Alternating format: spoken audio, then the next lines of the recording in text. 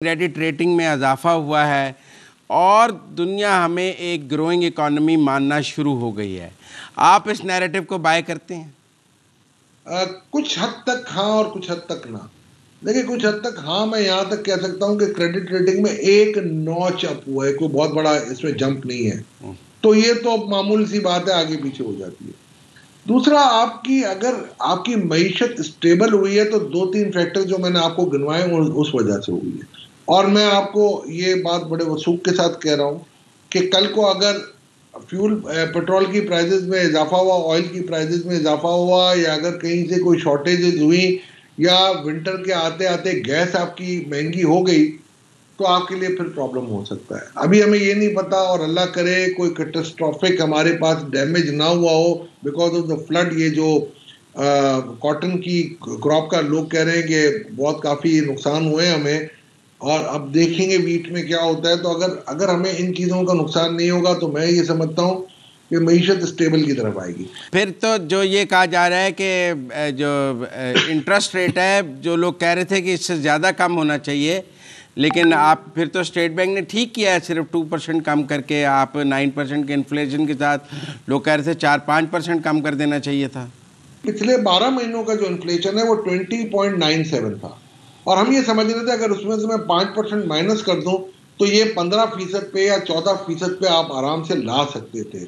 Minimum 3% करना चाहिए था। मेरा ख्याल है ये जो एक नैरेटिव है जो लोग बाई करते हैं कि जी स्टेट बैंक ने पीछे मॉनेटरी पॉलिसी बहुत अच्छी चलाई है जिसकी वजह से आज ये इन्फ्लेशन के नतीजे आए, मैं इससे एग्री नहीं करता। आज सिर्फ फूड प्राइसेस में कमी आने की वजह से और ऑयल में कमी आने की वजह से और हमारा करंट अकाउंट डेफिसिट बचाने की वजह से ये पॉलिसी आई है। अगर आप आईएमएफ की रेसिपी के हिसाब से $6 बिलियन का करंट अकाउंट डेफिसिट कर देते तो आज ये $350 से कम का नहीं मिलता, जो पिछले साल उन्होंने फाइन ट्यून किया। चले, मेरे पास आखिरी मिनट है। तोला साहब, आपको 25 सितंबर को आईएमएफ का अब बोर्ड इजलास मुमकिन नज़र आ रहा है और आपको ये आईएमएफ डील साइन होती नज़र आ रही है। अक्टूबर में फर्स्ट ट्रंच मिल जाएगी हमें?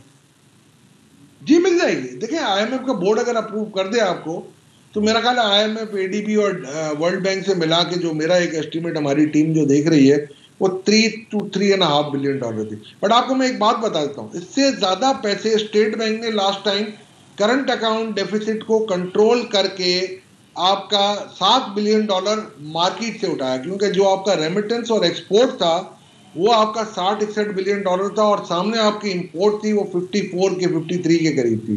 तो 6-7 बिलियन डॉलर जो एक्स्ट्रा आया था वो स्टेट बैंक ने मार्केट से उठाया था, और इसी वजह से आपके रिजर्व बढ़े हुए। ये रिजर्व कोई आपने बोरोइंग करके नहीं लिए, स्टेट बैंक ने लोकल मार्केट से किए, जो कि एक अच्छा साइन है। और यही रेसिपी मैं हमेशा देता हूँ आपके प्रोग्राम में। आपको लगता है अगले 1 साल में हम $4-5 बिलियन और स्टेट बैंक मार्केट से उठा लेगा या नहीं? मैं दावे के साथ कह सकता हूं, अगर आप कंट्रोल करने दें सही से इकोनॉमी को तो मैं 7 की बजाय $8 बिलियन लेके दे दूंगा। ठीक, बहुत शुक्रिया इशफाक तोला साहब आपके वकील।